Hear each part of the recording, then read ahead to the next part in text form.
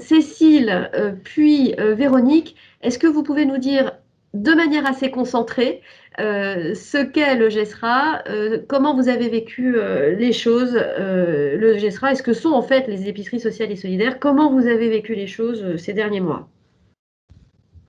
Cécile Faux, présidente du GESRA. Bonjour et merci de votre invitation.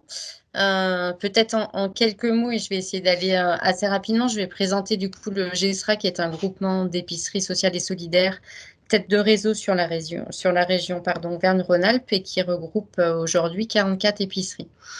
Très rapidement sur nos missions qui s'articulent autour de 4 axes, qui sont de représenter les épiceries sociales et solidaires, d'accompagner les porteurs de projets, d'animer et de former notre réseau et d'approvisionner, un point important, nos adhérents. On accueille aujourd'hui à peu près 21 000 bénéficiaires à qui nous proposons plus de 60 tonnes de produits de qualité par an. On compte à peu près 900 bénévoles et près de 90 salariés pour accompagner ces bénéficiaires tout au long de l'année. On se positionne pour un droit à une alimentation durable et de qualité pour tous, ce qui est plutôt une gageure dans les temps que nous vivons actuellement. Et on essaye d'agir dans le respect des valeurs de solidarité, de dignité, d'inclusion sociale et de démocratie alimentaire. Peut-être du coup pour arriver sur ces temps de crise qui ont profondément déstabilisé les acteurs de l'aide alimentaire, nous et les épiceries adhérentes n'ont pas fait exception, et c'est vrai que c'était une période où on a dû surmonter un bon nombre de difficultés et d'obstacles, à savoir des difficultés d'approvisionnement, un manque de bénévoles, une baisse ou un arrêt de l'activité dans les premiers jours du confinement, des surcoûts liés à des dépenses exceptionnelles, une réorganisation du fonctionnement des épiceries, et ça nous a aussi montré les limites de nos capacités logistiques. Du côté des bénéficiaires, qui étaient déjà en fragilité et en difficulté, ça a été un peu la double peine, puisque le réflexe de surstockage au sein de la population a rendu l'accès aux produits de première nécessité difficile, voire impossible en magasin. Mécaniquement, les dons issus des grandes et moyennes surfaces ont chuté, ce qui a fait que du coup, il y a eu beaucoup de rayons qui se sont vidés dans les épiceries. Et beaucoup de personnes en difficulté, en situation de précarité, sont restées sans solution d'accès à l'alimentation suite à des arrêts assez brutaux de prise en charge. Du coup, ça nous a renvoyé à 2 écueils fondamentaux du système de l'aide alimentaire, à savoir qu'il n'est pas assez résilient parce qu'il dépend trop de la grande distribution, donc d'un seul opérateur, et peut-être pas assez agile. Et ça, c'est aussi peut-être dû au manque de coordination au niveau des principaux réseaux d'acteurs. Alors, même si on constate quand même qu'il y a beaucoup de cellules de coordination qui se sont mises en place depuis mars à des niveaux départementaux, régionaux et nationaux, voilà, aujourd'hui, on se questionne si cette cordeau, elle est suffisante. Donc peut-être pour dire un peu comment on a réagi, nous, tête de réseau, sur cette période. On a déjà mis un conseil d'administration de crise en action, qui a permis de discuter, de définir et de valider une stratégie de gestion de crise autour de 3 axes.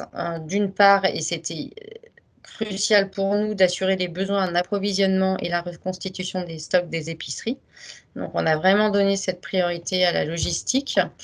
On a œuvré et participé activement aux coordinations alimentaires territoriales. Et là, du coup, je renvoie, et ça fera lien aussi avec ce que l'UGES a pu faire auprès des pouvoirs des acteurs publics, puisque du coup, l'Union nationale des groupements des épiceries sociales et solidaires a pu être actif aussi sur cette coordination alimentaire. Et on a essayé comme on a pu, de se projeter dans l'après-crise, sachant qu'en fait, on est toujours en crise et que l'après-crise n'est pas pour demain, comme vous l'avez dit. Du coup, on s'est vraiment organisé sur l'approvisionnement des épiceries sociales et solidaires, à savoir que pendant le confinement, 15 jours d'activité représentaient plus de 2 mois d'activité habituelle. Donc, on a vraiment eu une surcharge et une explosion du travail qu'on a dû fournir, tant sur le tri de dons que sur la préparation de commandes et la gestion des enlèvements et affrètements. On a géré du coup un volume représentant plus de 20 tonnes de marchandises à destination de 3/4 des épiceries, contre en temps habituel 4 à 6 tonnes, et sans toucher toutes les épiceries, mais que la moitié. Donc on voit vraiment une surcharge et une montée en puissance de notre plateforme d'approvisionnement. C'est un rythme qu'on a tenu d'avril à juillet. Et du coup, on a pu compter quand même sur une grande solidarité pour mener à bien et abattre tout ce travail. Et de nos partenaires, de l'UGES qui a pu vraiment nous soutenir sur l'approvisionnement, et des nombreux citoyens qui sont venus nous donner un coup de main sur cette période, à qui on rend un hommage bien mérité. On a essayé aussi de soutenir et d'accompagner au mieux les besoins des épiceries, voilà, afin de leur permettre de maintenir leur activité malgré le contexte difficile. On a essayé de partager des outils, et voilà, on a aussi beaucoup travaillé sur la remontée et le suivi des activités, puisqu'on avait dans les différentes cordeaux alimentaires, à tous les niveaux, on nous demandait très, très régulièrement de faire remonter un peu ces chiffres et le suivi d'activité. Pour autant, ça nous a permis de faire des points de situation réguliers, de recueillir les besoins en bénévolat, en matériel de protection, en produits alimentaires, en trésorerie auprès de l'ensemble de notre réseau. Les épiceries aussi, on les a invités à partager des offres de services d'appro locales pour faire fonctionner la solidarité entre elles, et ça, on a vu aussi que la solidarité au niveau local a été assez efficace. Est-ce qu'il y a une On a explosion des demandes et des nouveaux publics qui sont apparus ces derniers mois en Rhône-Alpes?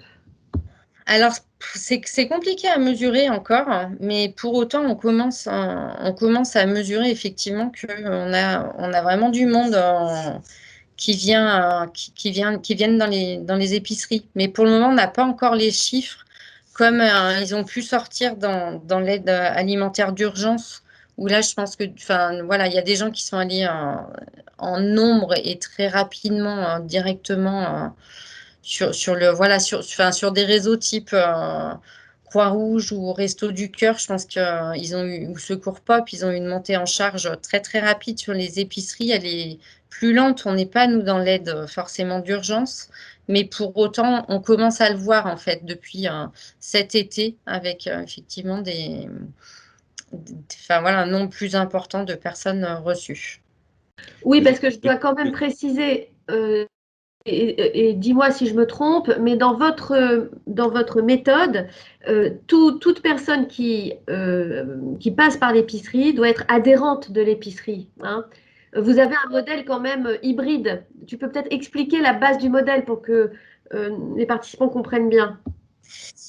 Du coup, sur l'épicerie, on reçoit effectivement des personnes qui vont être en difficulté sociale et qui vont souvent, en tout cas, être orientées par des travailleurs sociaux.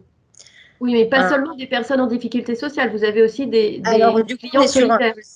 sur beaucoup d'épiceries, mais pas toutes encore. On est sur des modèles en mixité de public, à savoir qu'on accueille des personnes qui effectivement n'ont pas de difficultés et qui vont pouvoir avoir accès à une certaine gamme de produits, pas tous. Et c'est des produits qui sont vendus à une double tarification.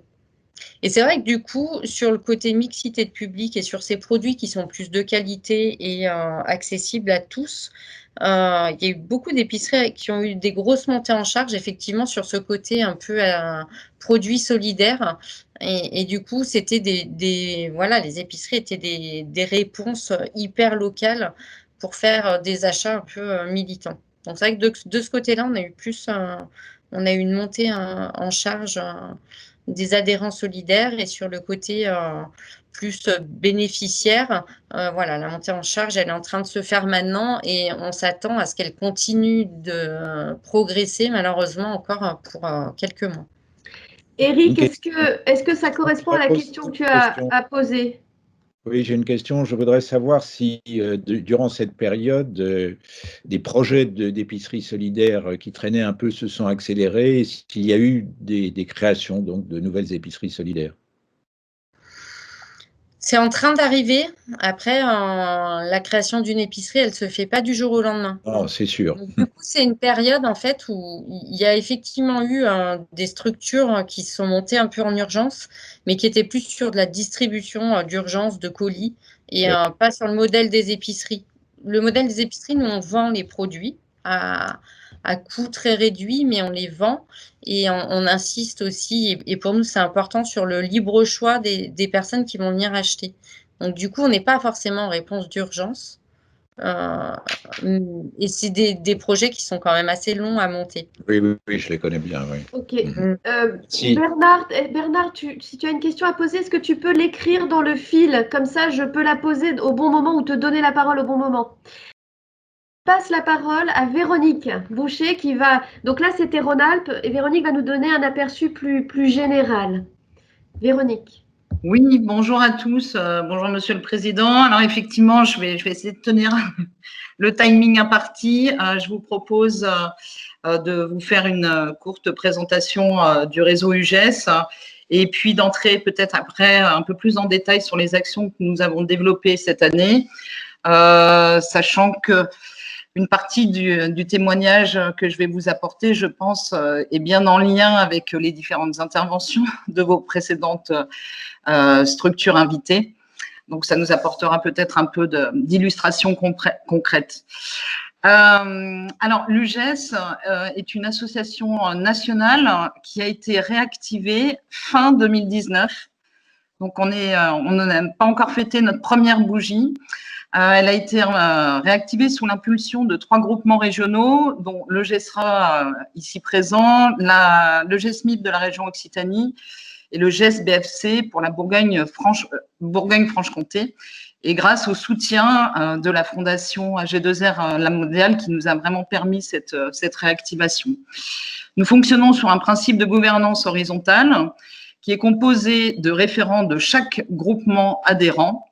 Mais nos statuts prévoient également l'affiliation d'épiceries sociales et solidaires lorsqu'elles n'ont pas la possibilité de rejoindre un collectif parce que, par exemple, trop isolées sur un territoire. Nous travaillons dans un respect de représentation des différents modèles d'épicerie. Donc, on va retrouver dans notre réseau des formats d'épicerie sociales et solidaires et des épiceries uniquement sociales, et dans le respect de la spécificité de chaque territoire. Nous avons pour objectif d'encourager les coopérations entre les structures et plus largement entre partenaires tournés vers une transformation de l'aide alimentaire à visée d'accès à une alimentation digne et durable pour tous. Nos missions sont de favoriser l'émergence, le développement et la coopération des groupements locaux d'épicerie sociale et solidaire dans toute la France, de les accompagner, les outiller dans leur rôle de représentation au niveau territorial, de représenter au niveau national les épiceries et les groupements afin de porter une parole commune, de porter un plaidoyer pour un droit à une alimentation digne et durable pour tous et participer aux côtés d'autres acteurs à cette transformation de l'aide alimentaire ainsi qu'à la construction de politiques publiques. Enfin, nous souhaitons accompagner les adhérents dans la mise en œuvre de leur modèle participatif. Donc, à ce jour, l'UGES représente une centaine d'épiceries et 6 collectifs en présence des délégués. Là, je vais peut-être préciser les régions maintenant sur lesquelles nous sommes présents. Donc, nous sommes présents sur la Gironde, sur l'Île-de-France, sur la métropole de Brest et sur les trois régions des groupements fondateurs. Alors, évidemment, dans ce que nous avions projeté avant la crise, nous avions projeté une stratégie de développement pour cette association naissante, mais la crise sanitaire nous a contraints à prioriser nos actions pour venir en soutien à nos adhérents. Et donc, dans ce contexte très particulier, Nos actions ont porté d'abord sur le positionnement de l'association auprès des pouvoirs publics, des collectivités, bien évidemment des adhérents et de nos partenaires. Nous avons cherché à obtenir l'agrément, différents agréments comme celui de l'habilitation alimentaire qui est un agrément indispensable dans la reconnaissance des actions de notre réseau. Nous avons accompagné la création d'un collectif. Alors, pas d'épicerie pour répondre à la question de tout à l'heure, mais pendant la période de confinement, on a accompagné ce développement de nouveaux collectifs en Île-de-France.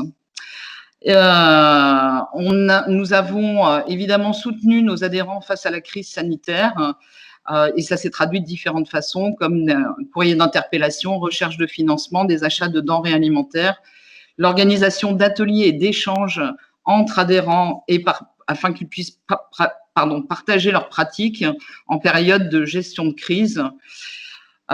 Et nous avons bien évidemment participé à la cellule de crise coordonnée par la DGCS, Direction générale de la cohésion sociale, rassemblant l'ensemble des acteurs concernés par l'aide alimentaire. Ok, super. Alors, oui. Faire plus court, Véronique. Ok. Merci. Donc je vais juste en appui sur le témoignage du GESRA. Effectivement, je souhaite témoigner, comme l'a dit tout à l'heure Cécile, d'une forte résilience des structures épiceries, puisqu'elles se sont adaptées très vite dès le début de la crise. Mais en adaptant les équipes, elles ont resserré en fait les équipes salariées et resserré les équipes bénévoles. Donc on n'a pas connu de difficultés particulières sur le bénévolat pendant la crise. Pour autant, si ces capacités d'adaptation ont permis de maintenir les structures ouvertes, on a eu de grandes incertitudes concernant la pérennité de leur activité. Et notamment parce qu'elles ont fonctionné en début de crise sans protection sanitaire, donc quand même avec des craintes pour les équipes, l'indisponibilité de certains produits alimentaires, comme l'a dit le GESRA, donc avec une diminution des volumes de ramasse, mais également lié en début de crise aux fermetures des banques alimentaires, qui restent un fournisseur principal des épiceries. Et ces banques alimentaires ont imposé aux épiceries des conventions qui interdisent de faire des ramasses en direct, qui interdisent aux épiceries de faire des ramasses en direct. Donc, quand les banques ne fonctionnent plus, la récupération de produits devient extrêmement compliquée. Donc, ça peut expliquer une part de la diminution des produits disponibles. Voilà. Alors, nous concernant, donc on peut peut-être relever d'une fragilité de notre réseau parce qu'on est naissant, en cours de structuration, mais on a transformé cette faiblesse en avantage, puisque on a pu démontrer, mettre très vite en place une gestion de crise, y compris au sein de notre réseau. On a développé différentes actions pour lier les groupements et les plateformes des groupements pour répondre aux besoins d'approvisionnement. Évidemment, le lien avec les fondations et les partenaires nous ont permis d'avoir un relais en fait des premières alertes qu'on a lancées auprès des pouvoirs publics. Alors, dès l'annonce du confinement, très concrètement, on a organisé des réunions de crise en définissant des actions prioritaires, donc alerter les pouvoirs publics, rechercher des solutions d'approvisionnement, faciliter la transmission d'informations auprès des structures adhérentes et rechercher des financements. J'essaye de raccourcir mes propos. Donc, notre participation dans les cellules de gestion de crise par les services d'État nous ont permis d'obtenir de nombreuses informations sur la situation des réseaux d'aide alimentaire, mais également sur les directives ministérielles en cours de déploiement. Et ça a été un appui essentiel auprès de nos adhérents. Donc, nous avons joué un rôle dans la diffusion de l'information et avons appuyé la représentation de ces collectifs d'épicerie dans les instances de coordination d'aide alimentaire à différentes échelles de territoire. Voilà. L'ensemble de ces actions nous ont permis de positionner l'UGES en tant que représentant national des épiceries dans le paysage de l'aide alimentaire, mais également de développer un sentiment d'appartenance des membres du réseau à l'Union nationale. Voilà, juste pour finir, donc cette situation exceptionnelle ne nous a pas poussé à revoir notre stratégie générale, mais un effet d'accélération sur nos actions. Nous n'avons pas développé de nouveaux outils, mais avons consolidé notre fonctionnement. Cela s'est traduit par une continuité de nos actions, notamment par la confirmation des adhésions du réseau, qui concrétise les actions de prospection amorcées avant la crise. Nous avons également accompagné la création d'un nouveau collectif en Île-de-France en pleine période de confinement. Nous avons soutenu la création d'une plateforme d'approvisionnement en gestation régionale. Et nous avons réussi à tenir nos AG et renforcer notre conseil d'administration pendant cette crise.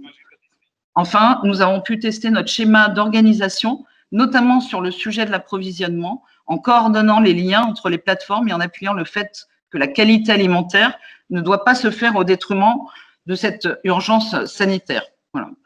Cette crise sanitaire n'a fait que renforcer la nécessité d'accompagner le développement des épiceries en assurant une représentation des territoires et au plus près des besoins des publics en difficulté.